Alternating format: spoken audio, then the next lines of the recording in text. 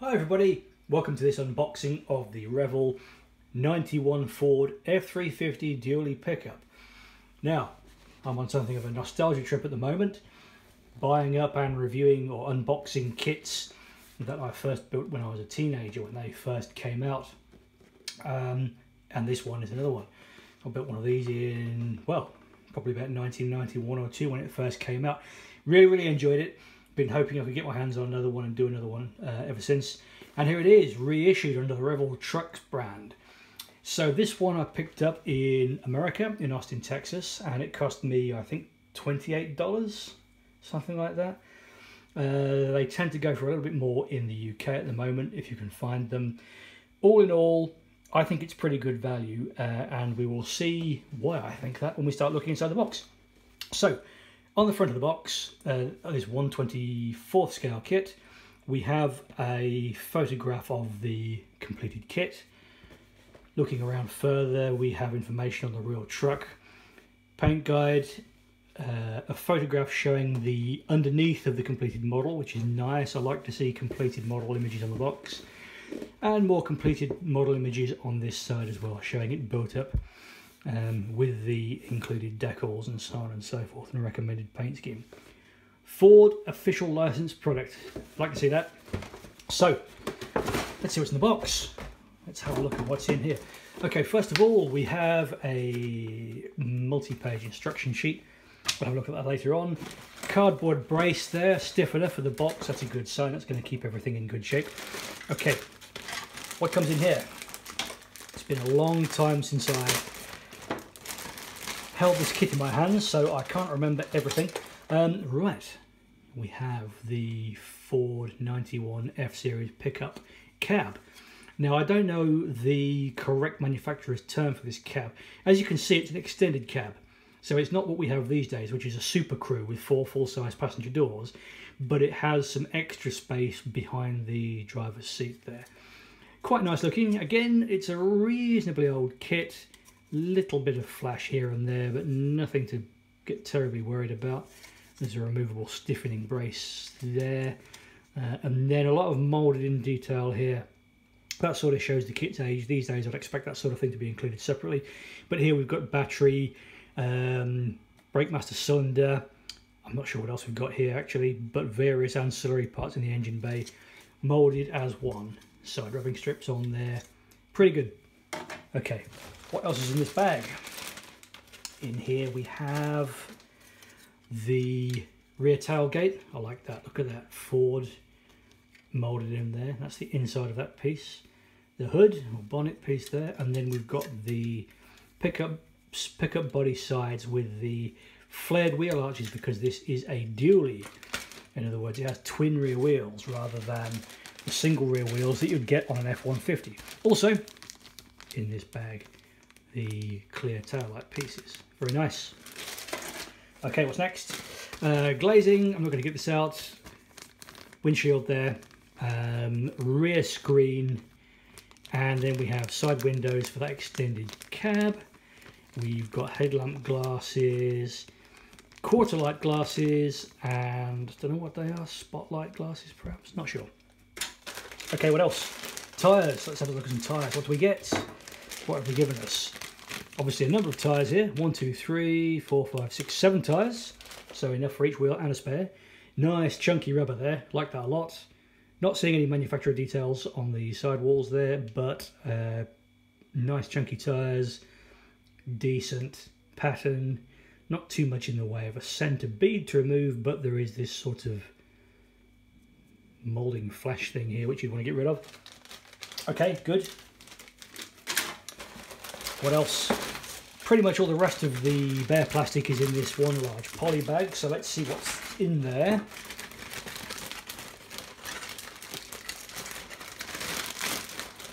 Okay, and we have on here, look at that, big engine and transmission halves there. Wow, that's a proper unit.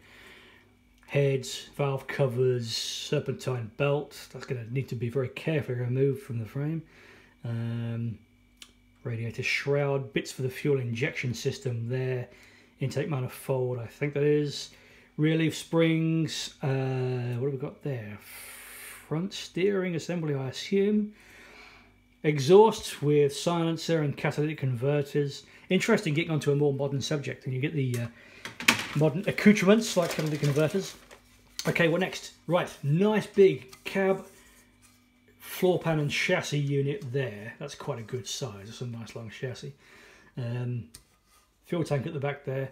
I'm not sure if that's an auxiliary fuel tank or something else. Maybe somebody out there knows what that is.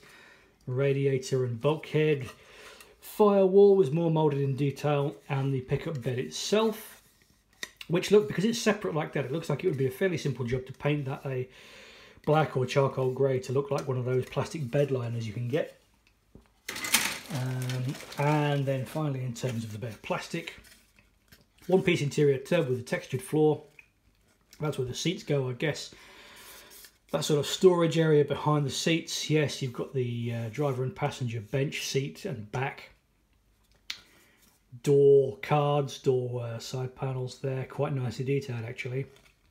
Dashboard there, again quite nicely detailed. It has moulded in instrumentation, entertainment systems and so on. And then we've got wheel backs, fan, drive shaft, other bits and bobs. Okay, good. And finally, in terms of the plastic, we have the chrome. And on the chrome tree is a nice looking Ford grille with the headlamp cans there as well. Pretty nice looking front bumper, very chromy. Rear bumper there in typical truck style. And do we have... Yep, it looks like we've got a plate there to go into that sort of cutout in the middle of the rear bumper. And somewhere I bet there's a towing ball or trailer hitch, which I can't see for the life of me at the moment, but I bet it's there somewhere. Yeah, okay. Parts to make a chromed rear roll bar, which is probably optional. Separate windscreen wipers, that's a nice touch. And then these lovely looking wheels, look at that. So you've got the front hubs there, proper truck type wheels like these Duallies have.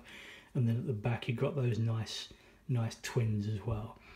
That third one being, I guess, for the spare. Okay, good. So what else? On to the instructions. And we've got an illustration, a photograph of the finished model with some background information on it. Okay.